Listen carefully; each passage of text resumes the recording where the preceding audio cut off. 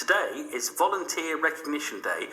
It's a day dedicated to celebrate those who take time out of their lives to help others, which means it's also a good chance to tell you about this. BBC Radio Norfolk. Make a difference. We have got our Make a Difference Awards approaching. You have got until the end of next week to get your nominations in. Lots and lots of different categories available.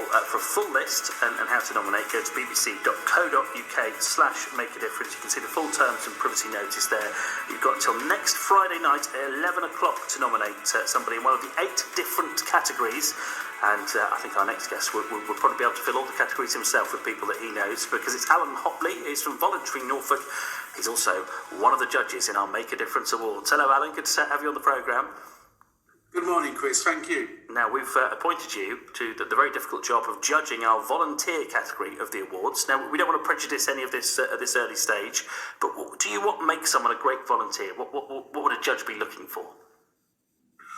Oh, so many things that make it fantastic volunteers. I mean, all our volunteers, I would say, are fantastic, but somebody who really just goes that extra mile, who shows commitment and over a long period of time, and really has made a difference to people, to the environment, whatever it is that they volunteer, that shows they've really put their heart and soul in it, and hopefully have gained a great deal from it as well themselves. But some of the stories we read, some of the people I've spoken to over the many years of working with volunteers and being a volunteer myself, sometimes just makes you feel so humble. You think, geez, people just are so kind and supportive and committed, and it's just a joy to be able to celebrate and to say thank you to such people. And I think that's why our Make a Difference Awards are so good. They've come at the right time, haven't they? Because there are so many people who've done so many things for others, particularly over the last couple of years.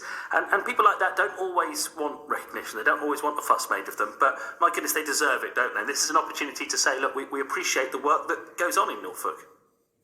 Absolutely. I think Norfolk is blessed. So many people have come forward, yes, because of COVID, but also before, and just to want to make a difference. I want to make a difference to their communities, other people's lives, to the environment, whatever cause, whatever need that they want to try to address. They've come forward in their thousands, and that's made a huge difference to Norfolk in terms of how it's dealt with COVID, but also on many, many health and other issues that volunteers play such a huge role in. So yes, it's a great opportunity to say well done and recognise, and hopefully encourage others to come forward too as well to volunteer. Where do you start? If you're somebody who thinks, maybe I've just retired, or I've got a bit of extra time on my hands, I feel like giving something back. That's the phrase that people always use, isn't it? Where do you start? How do you know who needs volunteers, and what might work for you? There are many, many organisations need volunteers. A suggestion from me is if you go into the Voluntary Norfolk website, you'll find out how to volunteer. You'll see hundreds of volunteering opportunities on there, not just with ourselves as Voluntary Norfolk, but across the voluntary sector, so they can identify roles that appeal. And those roles can be just a few hours a week or a few hours even a month.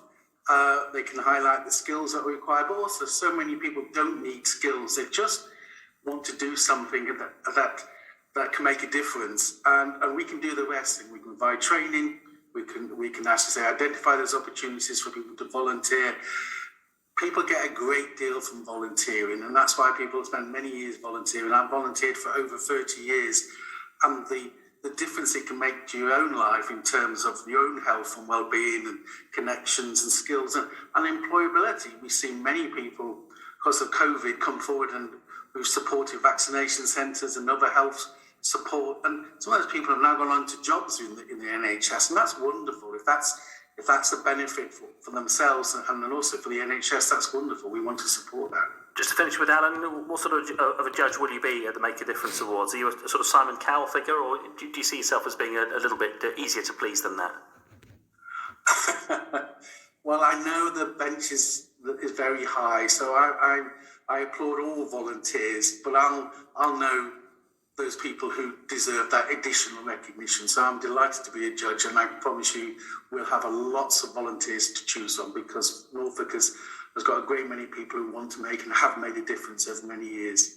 Absolutely right. Alan, always good to talk to you. Thanks for coming on the programme. A reminder, if you want to nominate someone